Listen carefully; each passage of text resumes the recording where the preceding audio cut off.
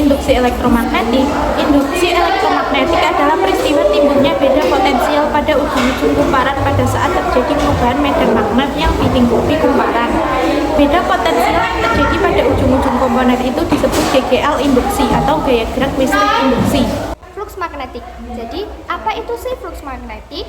Flux magnetik adalah banyaknya garis-garis medan magnet yang menembus suatu luasan. Jadi di situ ada gambar bidang yang berbentuk seperti jajar genjang, di mana ada garis medan-medan magnet yang apabila menembus suatu bidang kemudian membentuk sudut terhadap garis bidang normal. Di sini disimbolkan sebagai N ya. Nah, maka secara matematis dapat dirumuskan menjadi V atau flux magnetik sama dengan B dikali A dikali cos theta.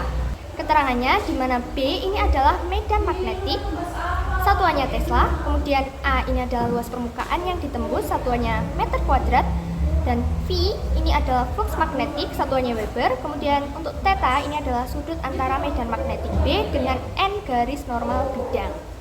Kemudian jika gambar bidangnya seperti ini, di mana di sini misalnya A atau luas permukaan ya, kemudian di sini garis-garis medan magnet atau disebutkan dengan B. Nah, di sini terlihat bahwa garis medan magnetnya tegak lurus dengan bidang tersebut, sehingga dapat dirumuskan menjadi seperti ini. Rumusnya P sama dengan B dikali A, di mana rumus flux magnetik B dikali A dikali dengan cos theta. Nah, jika gambarnya seperti ini, maka theta-nya bernilai 0 derajat. Jika kita masukkan ke dalam sini, B dikali A dikali cos 0 derajat sama dengan B dikali A cos 0 derajat kan nilainya 1 kembali dengan 1, sehingga flux atau V bisa dituliskan flux sama dengan flux magnetik sama dengan B dikali A. Ini untuk theta-nya sama dengan 0 derajat atau jika gambarnya seperti ini. Ada GGL induksi.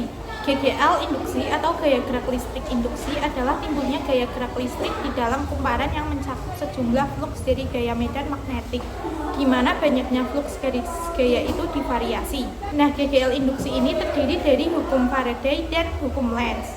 Hukum Faraday berbunyi bahwa GGL induksi yang timbul antar ujung-ujung loop suatu penghantar berbanding lurus dengan laju perubahan flux magnetik yang dilingkupi oleh loop penghantar tersebut. Secara matematis, hukum Faraday dapat dituliskan dengan persamaan epsilon in sama dengan negatif delta V per delta T. Jika kumparan terdiri dari N lilitan, maka persamaannya dapat ditulis dengan epsilon in sama dengan negatif N dikali delta V per delta T. Jika perubahan flux magnet terjadi dalam waktu singkat selang waktu delta T mendekati 0, maka GGL induksi ditentukan dengan persamaan epsilon in sama dengan negatif N dikali dV per dt. Selanjutnya, karena V sama dengan B kali A kali cos theta, maka persamaannya dapat ditulis dengan epsilon in sama dengan negatif N dikali D per dt dikali B kali A kali cos theta. Dengan epsilon in, GGL induksi satuannya volt, N jumlah lilitan, delta V perubahan flux magnetik satuannya Weber, delta T selang waktu yang diperlukan satuannya sekon, dV per dt turunan pertama fungsi flux magnetik terhadap waktu satuannya Weber per sekon, B induksi magnetik satuannya Tesla, A luas permukaan satuannya meter persegi, dan theta sudut antara medan magnetik B dengan N garis normal bidang. Yang kedua, hukum Lenz. Hukum Lenz ini berbunyi arus induksi yang timbul dalam kumparan menghasilkan medan magnet yang berlawanan arah dengan medan magnet yang menghasilkan arus induksi tersebut. Jadi maksudnya gimana? Nah, maksudnya seperti ini. Nah, maksud hukum Lenz itu di sini kan ada dua gambar. Yang pertama kutub magnet masuk kumparan, kemudian gambar yang kedua kutub magnet keluar dari kumparan. Maksudnya gimana? Yang masuk kumparan terlebih dahulu ya.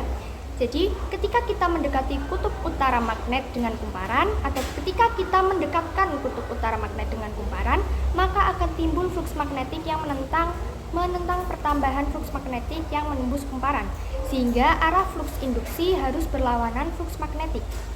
Nah, kemudian untuk gambar yang kedua, Ketika kita menjauhkan kutub utara magnet dengan kumparan, maka akan timbul pengurangan flux magnetik pada kumparan, sehingga terjadi flux induksi yang menentang pengurangan flux magnetik. Nah, terlihat dari gambar tersebut arahnya berlawanan ya, untuk yang masuk kumparan dengan yang keluar kumparan.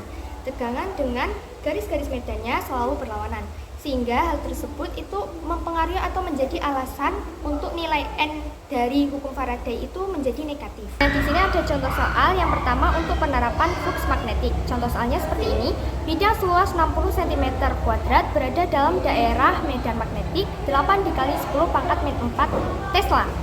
Jika sudut antara arah normal bidang dengan medan magnetik 60 derajat, flux magnetik bernilai titik-titik Weber. Nah, jadi caranya gimana sih? Dari soal tersebut diketahui B sama dengan 8 dikali 10 pangkat min 4 Tesla. B ini adalah medan magnetik. Kemudian A-nya atau luas permukaan tersebut adalah 60 cm kuadrat. Jika kita jadikan menjadi meter kuadrat, menjadi 6 dikali 10 pangkat min 3 meter kuadrat. Kemudian untuk besar sudutnya sebesar 60 derajat. Kita simbolkan sebagai theta. Nah, yang ditanya V atau flux magnetiknya. Jadi untuk mengerjakan soal tersebut, kita masukkan menggunakan rumus flux magnetik. Rumusnya seperti ini. V sama dengan B dikali A dikali cos theta. Sama dengan nilai B-nya berapa? 8 dikali 10 pangkat min 4. Kemudian dikali dengan A-nya 6 dikali 10 pangkat min 3 dikali cos 60 derajat. Nah, cos 60 derajat itu nilainya kan setengah, sehingga menjadi 8 dikali 10 pangkat min 4 dikali 6 dikali 10 pangkat min 3 dikali setengah. Kemudian bisa kita coret 6 dibagi 2 menjadi 3, sehingga 8 dikali 3 24, kemudian 10 pangkat min 4 dikali 10 pangkat min 3 menjadi 10 pangkat min 7. Jadi besar flux magnetiknya yaitu 24 dikali 10 pangkat min 7 Weber. Nah, kemudian ini ada contoh soal yang kedua tentang GGL induksi. Contoh soalnya seperti ini. Sebuah kumparan memiliki jumlah lilitan 1000 mengalami perubahan flux magnetik dari 10 dikali 10 pangkat min 5 Weber menjadi 5 dikali 10 pangkat min 5 Weber dalam selang waktu 10 milisekund. Tentukan GGL induksi yang timbul. Dari soal tersebut, kita peroleh informasi yang pertama N atau jumlah lilitannya. Jumlah lilitannya berapa? 1000.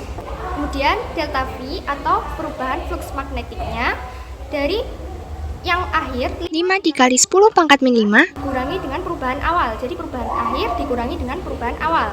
Perubahan akhirnya 5 dikali 10 pangkat min 5 dikurangi perubahan awalnya yaitu 10 kali 10 pangkat min 5 menjadi min 5 dikali 10 pangkat min 5 Weber. Kemudian yang diketahui selanjutnya ada delta T atau perubahan waktu. Perubahan waktunya di sini 10 milisekund. Jika kita rubah menjadi sekon, menjadi 0,01 sekon atau 10 pangkat min 2 sekon. Nah, dari soal tersebut yang ditanya apa sih? Yang ditanya GGL induksi atau bisa disimbolkan epsilon. Nah, untuk rumus GGL induksi ini seperti yang telah saya bahas sebelumnya, epsilon sama dengan negatif N dikali delta V per delta T sama dengan negatif N. N-nya berapa? 1000. Menjadi negatif 1000 dikali delta V-nya negatif 5 dikali 10 pangkat min 5. Kemudian per atau dibagi delta T. Waktunya, perubahan waktunya adalah 10 pangkat min 2. Sehingga kita operasikan 10 pangkat min 5 dibagi dengan 10 pangkat min 2 itu kan bisa kita kurangkan pangkatnya. Min 5 dikurangi min 2 menjadi min 3. Kemudian min 1000. 1000 itu kan 10 pangkat 3. 10 pangkat 3 dikali dengan 10 pangkat min 3 menjadi 10 pangkat 0 atau nilainya 1. Nah, min 1 dikali dengan min 5 menjadi positif 5 volt. Jadi GGL induksi yang timbul adalah 5 volt.